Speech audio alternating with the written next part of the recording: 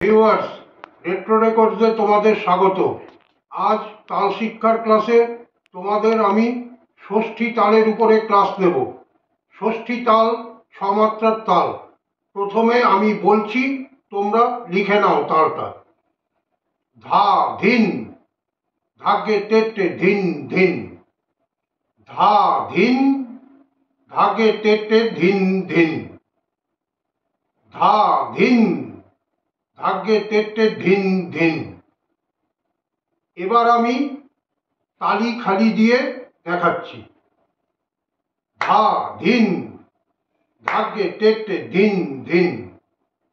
ধা ধিন, ধাগে তেতে ধিন ধিন। আবার দেখাচ্ছি। ধা ধিন, ধাগে তেতে ধিন ধিন। 1 2 3 4 5 6।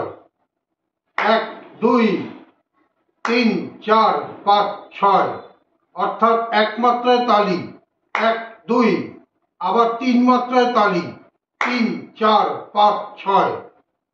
এক মাত্রায় তালি 1 2, আবার 3 মাত্রায় তালি 3 4 5 6।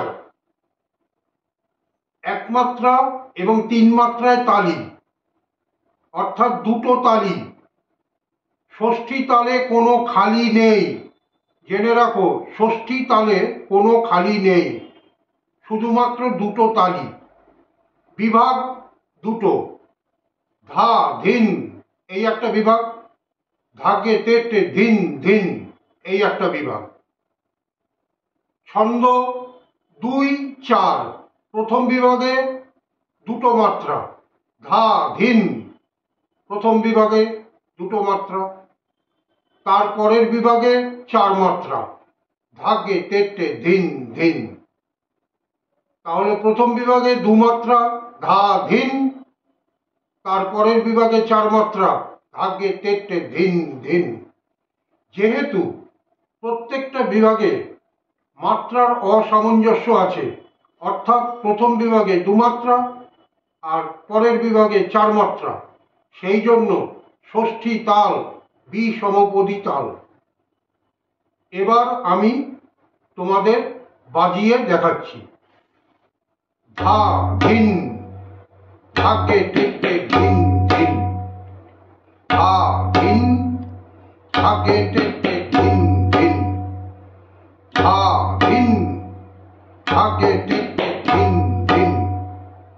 ধা ধিন, ধাগে তেতে ধিন ধিন। আশা করি সবাই বুঝতে পেরেছ। যদি আমার এই তাল শিক্ষার ক্লাস তোমাদের ভালো লাগে, তাহলে আমার পাশে থেকো। আমার চ্যানেলটা অতি অবশ্যই সাবস্ক্রাইব করে আমার পাশে থাকা বেল আইকনটা প্রেস করে দিও, যাতে আমার পরবর্তী ভিডিওর নোটিফিকেশান তোমাদের কাছে সবার আগে পৌঁছে যায়। আর প্রচুর প্রচুর শেয়ার করো, যাতে তোমাদের মতো অসংখ্য তবলা অনুরাগী আমার এই ক্লাস দেখে শিখতে পারে, বুঝতে পারে। আর কমেন্টস করতে ভুলো না। তোমাদের কমেন্টস অনুযায়ী আমি ক্লাসগুলো নেওয়ার চেষ্টা করব।